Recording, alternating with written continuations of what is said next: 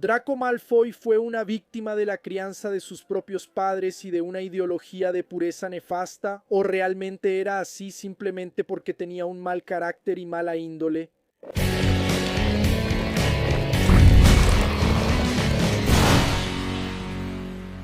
¿Qué onda, magos? ¿Todo bien? El actor Locke Spratt, que va a interpretar a Draco Malfoy en la serie de Harry Potter, ha estado hablando desde hace un tiempo sobre el personaje en pequeñas entrevistas, y algunas de las cosas que dijo levantaron preguntas muy válidas entre los fans. ¿Será que Draco Malfoy va a ser romantizado en la serie hasta el punto de que lo veamos como un pobrecito? Al final de cuentas, él tiene actitudes despreciables, es un personaje fácilmente odiable y yo me incluyo entre los que lo detestan. De verdad siento mucha rabia y mucho odio por Draco a lo largo de la historia, pero no es lo único que siento por él, no. Principalmente ya de mayor, con más madurez, veo algunos momentos de la historia, sobre todo la etapa de El misterio del príncipe, y siento cierta lástima por Draco en algunos momentos, pero no al punto de borrar el odio que le tengo en muchos otros momentos. Pero vamos a ver qué está diciendo Locke Spratt. En una de las entrevistas, él describió a Draco como un personaje mucho más complejo y humano que la imagen presentada en las películas. Según él, en las películas, Draco es algo bidimensional, es el villano arrogante y burlón, pero él, Lox, siente que hay mucho más en Draco. Y él afirma que la serie quiere explorar justamente esas capas, y entonces Lox dice: definitivamente tiene más capas y necesitas entender sus motivaciones. Bueno, aquí no estoy en desacuerdo con nada de lo que dijo Locke Spratt. Cuando él está hablando sobre que el personaje es más complejo y más humano, no está usando lo humano para decir, ay, él es bueno, hay una bondad en él, y que él solo está actuando así porque los padres quieren que sea de esa manera. No, es que normalmente asociamos la palabra humano a cosas buenas, ¿verdad? Como, ay, eso es tan humano, pero no, no es en ese sentido. Humano, lo que él está diciendo aquí es más real, ¿no? Más cercano a lo real que cualquier otra cosa. Y una prueba de eso, de que asociamos la palabra humano a algo bueno, como humanitario, a cosas buenas, es que cuando puedes notar que cuando eso pasa en el mundo real, cuando ocurre un crimen, algo muy impactante, muy repulsivo, normalmente decimos, eso no es humano, es un monstruo. Le quitamos un poco el peso cuando en realidad eso es humano, es propio del ser humano. Los seres humanos son capaces de hacer cosas terribles. En fin, para mí ese es el sentido de humano del que él está hablando, ¿no? De real, de personaje que tiene peso real. Y también estoy de acuerdo con la parte en la que él dice que Draco en la película es medio bidimensional, sobre todo porque las películas no tuvieron tiempo de explorar la profundidad del asunto, ¿sabes? Tenemos a Draco ahí fragmentándose por dentro a partir de la sexta película, ¿no? Con la misión de matar a Dumbledore, pero es eso y ya. Pero hay mucho más que ver, hay muchas más capas ahí, ¿no? Él es realmente un personaje complejo. Diría que no tan complejo como Severo Snape, ¿verdad? Pero aún así hay una cierta complejidad en él. Eso definitivamente son capas. Si Draco fuera simplemente un asesino, no, él es malo de verdad. Cuando llegara el momento de matar a Dumbledore, lo iba a matar y ya. Y no fue lo que pasó, vemos claramente que él no puede hacer eso. Y entonces, Locke Spratt también dijo que para él, comprender a Draco exige mirar la presión psicológica y familiar que moldea sus actitudes. Draco es amado, dice él, ¿no? Pero vive bajo esa presión familiar horrible y sofocante. Esa construcción también aparece cuando el actor afirma que Draco no es exactamente quien le gustaría ser. Sugiere un personaje dividido entre su propia esencia y las expectativas impuestas por la familia Malfoy. Además, Lux también destacó que la serie permitirá que el público vea a Draco en su casa dentro de su dinámica familiar, que van a ayudarnos a entender algunas de las motivaciones de Draco, esos conflictos internos, y que tal vez sería posible incluso sentir cierta simpatía por el personaje. Y entonces te pregunto, ¿será posible sentir simpatía por Draco justo al principio de la historia? Y justo aquí está uno de los puntos principales que la gente ya mencionó. Ay no, vamos a romantizar, vamos a poner a Draco como pobrecito. Yo, sinceramente, no creo que eso vaya a pasar. Y a lo largo de este episodio voy a explicar por qué. Aquí hay cosas muy interesantes que Locke dice, ¿verdad? Él habla sobre que el personaje es amado, pero vive bajo esa presión familiar, que es algo horrible, horrible y sofocante. Y vi a mucha gente criticando esto de aquí, tipo, No, Draco no vivía ninguna presión. No, él era súper consentido, tenía todo lo que quería. Realmente él era súper consentido, tenía todo lo que quería. Tanto que empieza la frase diciendo, él es amado. No es que no sea amado, él es amado, él es consentido, tiene todo lo que quiere, pero también vive esa presión. Principalmente por parte de su padre, Lucius Malfoy. Y ahí él habla sobre esa dinámica familiar de ver a Draco en casa. Y que eso nos van a hacer entender las motivaciones del personaje. Lo que él dice no es, wow, vamos a entender la motivación y todo está bien. Ya está explicado por qué él es así, pobrecito. No, no es eso. Entender la motivación no significa estar de acuerdo, ¿verdad? No significa ya está explicado.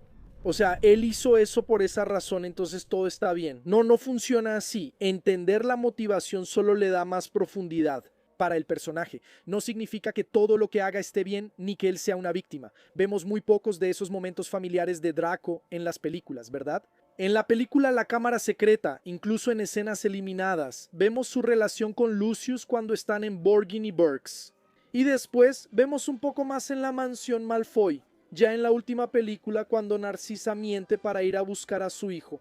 Ahí nos damos cuenta, ¿no? De la magnitud de todo, del peso de todo, de esas relaciones familiares de los Malfoy. Pero hay momentos en los libros que comprueban esa presión familiar que Draco realmente tiene. Veamos La Cámara Secreta, justamente en ese momento en que están en Borgin y Burkes, este fragmento aquí. ¿Me puedes dar eso? Interrumpió Draco, señalando la mano marchita sobre el cojín. La mano de la gloria, dijo el señor Borgin, dejando la lista de Malfoy y acercándose rápidamente a Draco. Ponle una vela y solo le da luz a quien la sostiene. La mejor amiga de los ladrones y saqueadores. Su hijo tiene un gusto excelente, mi señor. Espero que mi hijo llegue a ser más que un ladrón o saqueador, Borgin, dijo el señor Malfoy fríamente, a lo que el señor Borgin respondió rápidamente, sin ofender, mi señor, no quise ofender. Pero si sus calificaciones no mejoran, dijo el señor Malfoy con aún más frialdad. Puede ser que en realidad él solo tenga talento para eso. No es mi culpa, replicó Draco. Todos los profesores tienen alumnos preferidos. Esa Hermione Granger, pensé que te daría vergüenza si una niña que ni siquiera pertenece a una familia de magos te superara en todos los exámenes, comentó con aspereza el señor Malfoy. Creo que este momento en el libro es súper autoexplicativo.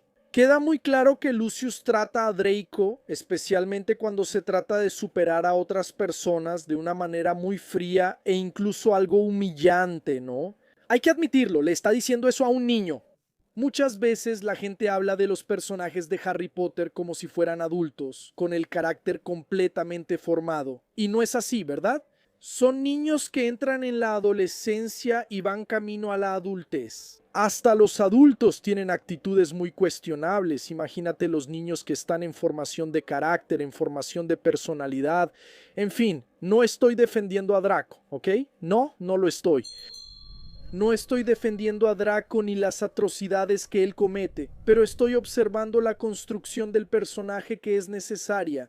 Entonces, ¿eso quiere decir que el personaje es un pobrecito? ¿Que las cosas que hace no son repugnantes? ¿Que no nos dan ganas de golpearle la cara? No, no quiere decir eso. Pero afirmar que la crianza de Draco no moldeó lo que él era, que esa crianza no fue una motivación para que él se volviera como se presentaba. Perdón, es no entender lo básico de la creación del personaje, no entender lo básico de la historia del personaje. Claro, no se puede decir que Draco era así porque simplemente le gustaba ser así. ¿Dónde aprendió a ser así? ¿Dónde vio esas cosas? Eso no es hacer del personaje un pobrecito, ¿sabes? Y claro que va a haber gente que va a distorsionar, que va a romantizar, obvio. Pero eso ya existe desde siempre, no hace falta una serie para eso. No por nada, existen miles de fanfics de Draco Malfoy. Así como hay gente que romantiza a Snape o que romantiza a James en algunos aspectos o a Sirius y no ven realmente los problemas y los defectos de esos personajes como personas, como humanos. Todo personaje que tiene ese poquito más de complejidad, que no es solo bueno o villano, pasa por eso.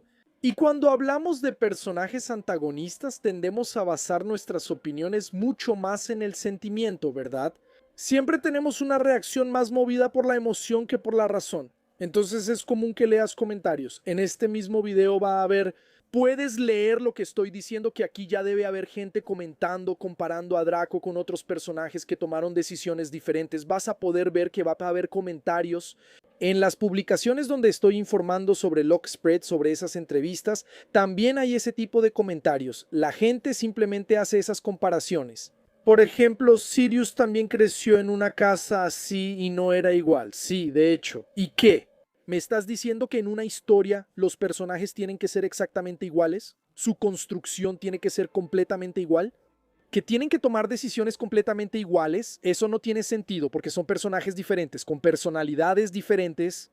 Y entiende, esto tiene mucho más que ver con la construcción del personaje que con las actitudes de esos personajes. Pero ya que ese es el punto que siempre mencionan, yo también voy a hablar de eso. Hay dos frases en Harry Potter que reflejan mucho esto. Una de ellas es: no es como nace una persona, sino quién elige ser. Y la otra frase es: son nuestras elecciones, mucho más que nuestras habilidades, las que revelan quiénes somos realmente. Elecciones.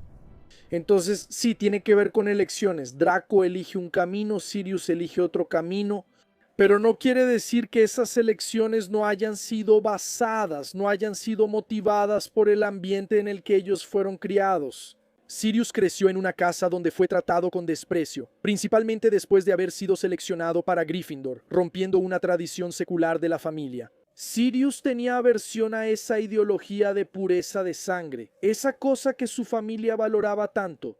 Entonces él simplemente elige otro camino, le tiene aversión a eso. Fue moldeado por el ambiente en el que creció, pero no abrazándolo, sino repudiándolo.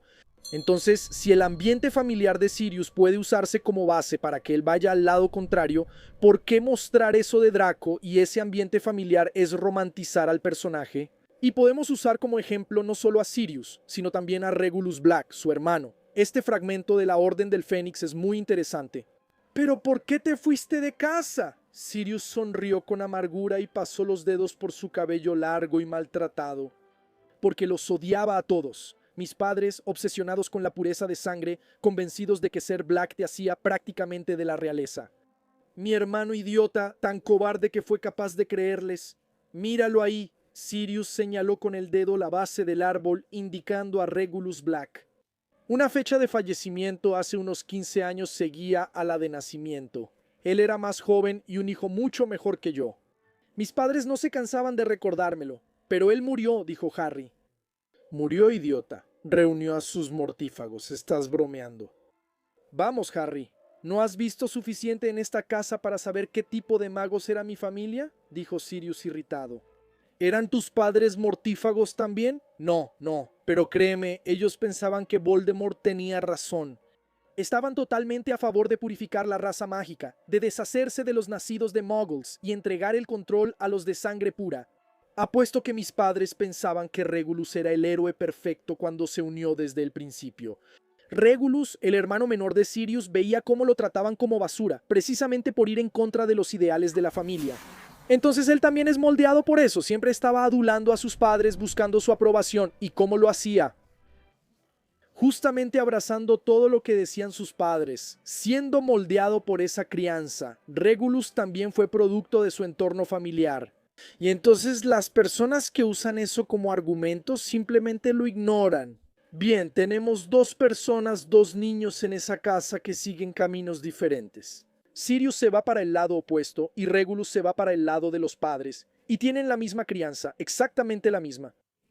Elecciones. Así como Dudley, el primo de Harry, también fue moldeado por el ambiente familiar. Y no soy yo quien lo dice, no, es el propio Dumbledore. Ustedes no hicieron lo que les pedí, nunca trataron a Harry como a un hijo.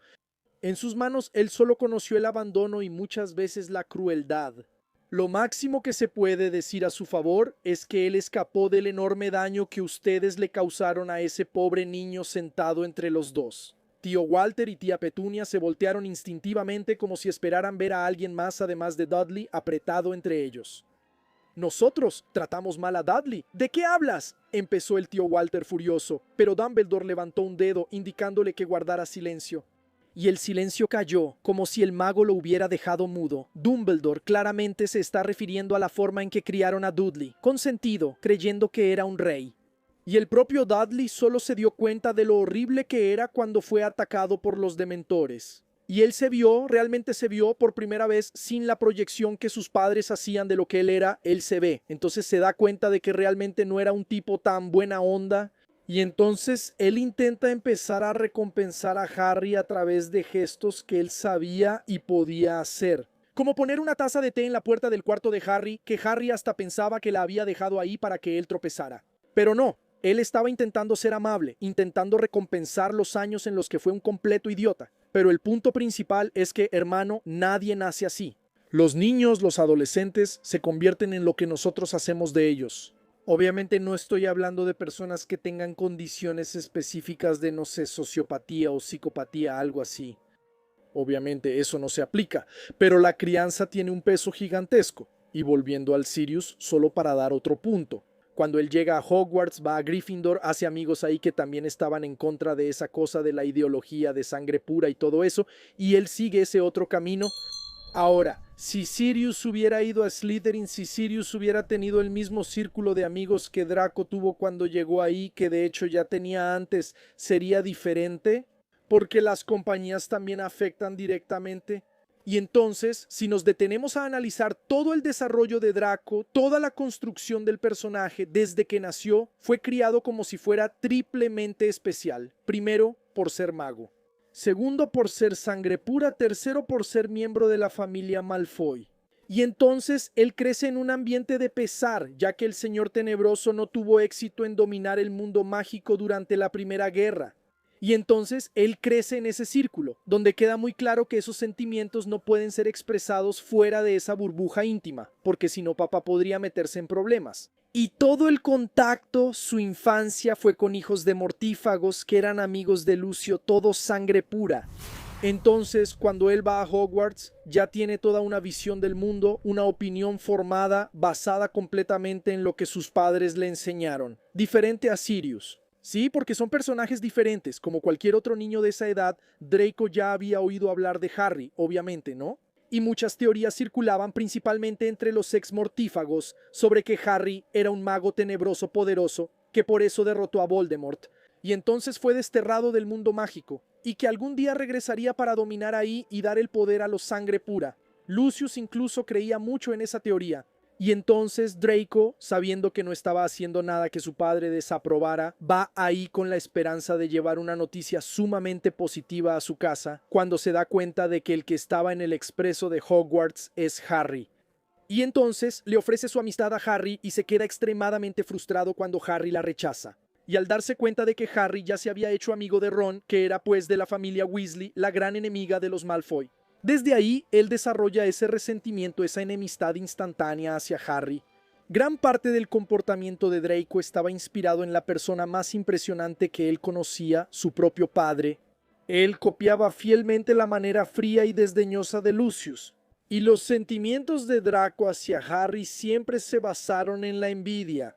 Aunque Harry nunca buscó la fama, era indiscutiblemente la persona más famosa de Hogwarts y también muy querido. Eso naturalmente le molestaba a Draco, quien fue criado como si fuera de la realeza. Él creía que era el principito de los magos. Y entonces llega a la escuela y cómo es posible que no tenga esa atención, porque ahí está ese tal Harry Potter con quien intenta aliarse pero es rechazado. Recuerden, estamos hablando de un niño, esto es un niño no tiene la misma percepción, no tiene la misma forma de lidiar con las cosas que tiene un adulto. Muchas veces el adulto tampoco la tiene, ¿verdad? Vamos a ser bien sinceros, hay muchos adultos que necesitan hacer terapia, pero bueno, entonces Draco cree que hay una sola cosa en la que nadie lo va a superar, que es volar. Él sabe volar muy bien, pero luego llega Harry y ¿qué hace? Entra al equipo de Quidditch en el primer año. Este chico quiere morirse. Draco quiere morirse con eso. El único factor que era medio reconfortante para Draco es que Snape odiaba a Harry y le hacía la barba a Draco. Entonces, a lo largo de los años en Hogwarts, Draco recurre a varias tácticas sucias, inmundas, realmente despreciables, ¿no? Él intenta que expulsen a Harry varias veces, desea la muerte de Hermione, miente a la prensa para perjudicar a Harry, para perjudicar a Hagrid, y se asegura de fingir que está súper lastimado para que Buckbeak fuera ejecutado. Entonces, o sea, no estoy diciendo aquí, voy a repetir, no estoy diciendo que Draco sea una víctima, él es despreciable. Pero estamos entendiendo su construcción, de dónde viene eso. Cuando Voldemort regresa y Harry no le creen, Draco sabía que Harry no estaba mintiendo porque en su casa ese era el tema, ¿no? Todo el mundo lo sabía, todos los mortífagos iban ahí. Lucius lo presenció incluso, y una vez más vieron a Harry escapando. Y eso despertaba odio en Draco, porque aunque los mortífagos odiaban a Harry y él era el símbolo del obstáculo para el progreso de Voldemort, seguía siendo un adversario respetable, porque él ya había escapado de Voldemort más de una vez, y entonces Draco era visto solo como un simple adolescente, y eso enfurecía a Draco. Aunque Draco no soportaría estar un segundo en la piel de Harry, él envidiaba el estatus que tenía Harry, ¿sabes? En el quinto año, Draco incluso empieza a tener sus momentos de suerte de presumir. Él es nombrado prefecto y Harry no, y usa eso como una gran carta, un gran triunfo. También se gana el favor de la brigada inquisitorial con Umbridge. Y le encantaba saber que Voldemort realmente había regresado. Le encantaba saber ese secreto, ¿no? Que Harry intentaba decirle al mundo que él había regresado y el gobierno negaba su regreso. Y Draco se sentía muy importante por formar parte de ese círculo íntimo que sabía que eso realmente era verdad.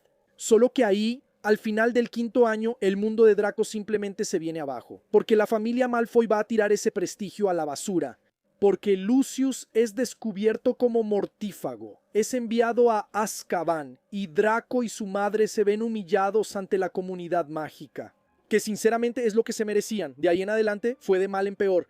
Draco pasó de ser alguien que, como él y su padre creían, estaban a punto de alcanzar una autoridad y prestigio sin precedentes, a ser personas humilladas y parias entre los mortífagos, ¿no? Porque Lucius pasó a ser visto como un fracasado desacreditado ante los ojos de Lord Voldemort. La existencia de Draco, que hasta ese momento era protegida, recluida, y hasta entonces él había crecido como un niño súper privilegiado, que no tenía ninguna preocupación, seguro de su estatus, ¿no? En el mundo mágico, para luego pasar a un escenario sin padre, donde su papá estaba en Azkaban, su mamá desesperada y asustada. Y él simplemente asumiendo ahí responsabilidades para las que nunca estuvo preparado para asumir. Y lo peor de todo, aún estaba por venir porque Voldemort, para castigar a los Malfoy, usa justamente a Draco dándole una misión imposible, que tenía certeza de que él iba a fallar, que era matar a Dumbledore. Draco, furioso con el mundo que parecía de repente haberse vuelto en su contra su padre, su familia, acepta esa misión, quiere vengar a su padre a toda costa y apenas comprendía lo que le estaban imponiendo. Todo lo que él entendía era que Dumbledore era la mayor figura en contra de lo que su padre predicaba. Entonces se convence de que el mundo sería un lugar mucho mejor sin Dumbledore, ya que él era la principal oposición ahí, no solo de los ideales de su padre, sino del propio Voldemort. Dominado por esa idea de convertirse en mortífago, Draco se va a Hogwarts con ese fervoroso propósito, donde él gradualmente, a medida que va intentando ejecutar esa tarea y fallando, empieza a darse cuenta que que el problema era más profundo, que él no tenía tanto valor como pensó que tenía. Entonces todo empieza a pesar mucho, la amenaza a su familia, la amenaza a su vida, y ese conflicto interno empieza a surgir en él. Durante toda su vida, él admiró e imitó a un tipo que era violento, prejuicioso, pero al mismo tiempo que quería vengar a su padre y que quería poner todo eso a prueba, él no podía matar a Dumbledore. Él no tenía ese valor. Como dice el propio Dumbledore, matar no es tan fácil como creen los inocentes. Y el propio Dumbledore le dice a Draco: tú no eres un asesino, Draco. Incluso frente a un Dumbledore débil, sin varita, Draco se vio incapaz de ejecutar esa tarea, incapaz de matar a Dumbledore. Y a pesar de que él mismo no pudo hacerlo, también fue tocado por la generosidad, por la bondad de Dumbledore que le estaba ofreciendo ayuda. Entonces, todo eso explota dentro de él.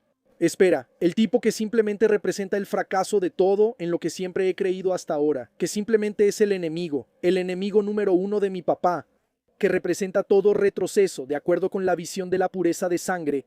Es el tipo que me está tratando con amabilidad y tendiéndome la mano, ofreciéndome ayuda, ofreciéndome protección para mí y para mi familia. Draco se está quebrando, en este momento simplemente se está rompiendo por dentro. Y entonces obviamente él no puede, ¿verdad?, matar a Dumbledore. Quien termina la misión es Snape, pero Snape va y le da el crédito a Draco ante Voldemort. Y así Draco logra escapar de la castigo de Voldemort, porque si Draco no lograba hacer eso, Voldemort lo iba a matar a él y a su familia.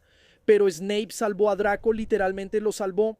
Después de eso, después de ese acontecimiento en sí, la personalidad de Draco fue completamente afectada y transformada.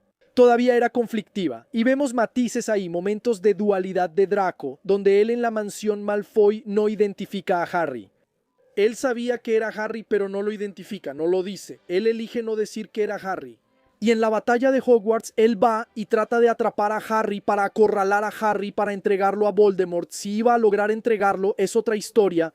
Viendo todo lo que ha hecho hasta ahora, no pudo matar a Dumbledore cuando éste estaba desarmado. Simplemente no quiso entregar a Harry allá en la mansión Malfoy, cuando estaban presos. ¿Será que él podría entregar a Harry ahora, en ese momento? Entonces Harry y Ron salvan la vida de Draco una vez más. Y ahí es otra cosa, otra historia. Harry pudo haber dejado a Draco ahí para morir, y luego él regresa y salva a Draco de la sala de los menesteres en llamas. Eso dentro de Draco, amigo, es algo que él no logra entender, ¿entiendes? El tipo no puede ver eso y entender cómo esta gente que técnicamente es mi enemiga me está ayudando de esa manera, está salvando mi vida. En fin, Draco sobrevive a la guerra. La mamá de Draco incluso también es muy importante para que Harry haya sobrevivido, ¿no? Sin borrar las cosas que ellos hicieron. Y la familia Malfoy no fue arrestada después, justamente porque Lucius sirvió como delator de varios otros mortífagos, igual que Karkaroff en la Primera Guerra. Y también por la contribución de Narcisa ahí, ¿no? Diciendo que Harry realmente estaba muerto, en fin. Ellos se beneficiaron de eso, pero Lucius y Narcisa no cambiaron mucho su forma de pensar sobre la pureza de sangre, no. Draco, por el contrario, cambió bastante eso. Él quiso criar a su hijo de una forma completamente diferente, sin hablarle de esa ideología, enseñando lo contrario incluso. Y eso creaba un ambiente tenso ahí para sus padres, porque tanto Draco como su esposa, que también pasó por esos traumas durante la Segunda Guerra Mágica por ser hija de mortífagos, claro que no a un nivel tan alto, no pasó por nada tan fuerte como Draco, ella también eligió criar a su hijo de manera diferente, y por eso ella no era una nuera tan bien vista para los padres de Draco. Solo que Draco decidió criar a su hijo de manera que fuera mucho más amable y mucho más tolerante de lo que el propio Draco fue cuando estaba en edad escolar. Entonces, con todo esto que vemos, tuve que profundizar un poco más para hablar de esto, porque es un tema que genera mucho debate y todo eso. Pero al inicio de la serie, Draco es en casi todos los aspectos el típico bravucón. Tiene una creencia incuestionable en su propia superioridad. Esa idea la heredó de sus padres, por linaje. Inicialmente él le ofrece su amistad a Harry, pero es rechazado. Y su riqueza contrasta ahí con la pobreza de los Weasley que son elegidos por Harry, ¿no? Y él usa eso para humillarlos también. Hay un dato interesante, porque el hecho de que Draco sea oclumante, según la propia autora, dice mucho sobre su crianza, sobre su personalidad. Harry no era buen oclumante. Dumbledore dice que uno de los mayores poderes de Harry era su capacidad de sentir y demostrar sus sentimientos, de sufrir de verdad, no esconder que está sufriendo ni nada por el estilo. Que Harry sienta dolor es una parte esencial de él, tanto que él dice, sufrir es tan humano como respirar, en fin. Pero Draco, él se retrae. Y él se le da bien la oclumancia por eso, porque sabe replegarse en sí mismo. Y es completamente coherente con su personalidad, en esconder lo que realmente siente, que era mucho más fácil para él reprimir las emociones y negar las partes esenciales de sí mismo. Entonces al final, Draco así como Dudley son personajes dignos de lástima. Es en ese sentido que lo dije. En cierto momento del video dije que en algunos momentos sentía lástima por Draco, porque realmente es digno de lástima. No, eso no anula el odio que sentimos por él, no lo anula, pero realmente es digno de lástima. Ser criado por los Dursley o por los Malfoy era una experiencia muy traumática. Draco pasa por pruebas terribles. Y todo eso es resultado directo de los principios equivocados de su familia. Sin embargo, los Malfoy tienen una cualidad redentora, que es el amor. No es amor por los demás, pero ellos se aman mucho. Draco está motivado por el miedo de que algo le pase a su familia. A quien ama mucho, ¿qué es lo que más ama en el mundo? Narcisa le miente a Voldemort por amor a su hijo. No está en cuestión si su hijo hubiera muerto, ella mentiría, no está en cuestión. Porque el punto no es la actitud que tuvo hacia Harry, es que el amor por su hijo la motivó a mentirle a Voldemort descaradamente, ¿entiendes? Lo que está en cuestión no es ella, wow, qué bondadosa es y cómo ayudó a Harry. No, ella hizo eso por su hijo. A pesar de todo eso, Draco Malfoy sigue siendo una persona de moralidad súper dudosa en los libros de Harry Potter.